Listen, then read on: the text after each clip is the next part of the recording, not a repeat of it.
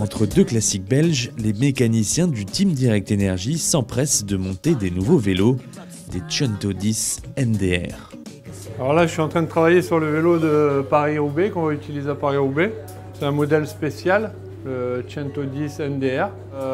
C'est un vélo qui est équipé avec des freins à disque hydrauliques, voilà, qui est conçu exprès pour les classiques, avec un élastomère à l'arrière qu'on peut voir ici. Là.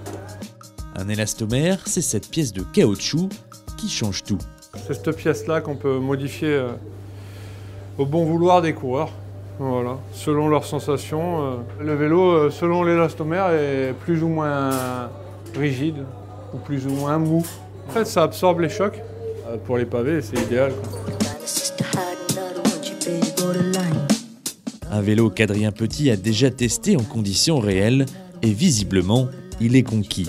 Je l'ai eu à la maison pendant 10 jours à l'entraînement. J'ai pris beaucoup de plaisir, que ce soit sur la pluie ou sur temps sec. Et l'aérodynamisme est vraiment bon. Et voilà, on a le choix au niveau de la puissance de l'élastomère à l'arrière sur les haubans. Donc c'est ça qui est agréable aussi.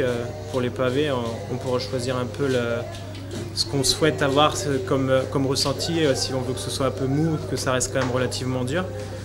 Et puis voilà, maintenant la reco approche de Roubaix et on va voir vraiment sur une cinquantaine de kilomètres ce que ça dit vraiment, quoi. 14 vélos, 2 parcoureurs de Paris-Roubaix sont donc en train d'être préparés.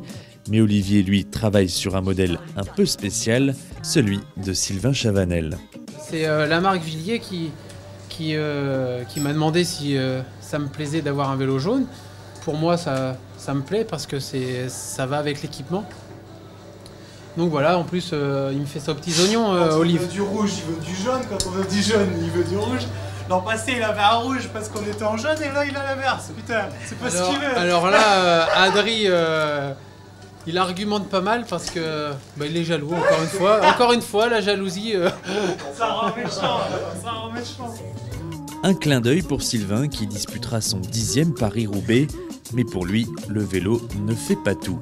C'est juste la couleur qui change, hein. Vous savez, Paris-Roubaix, ça sera les jambes qui vont parler, ça sera pas juste la déco du vélo.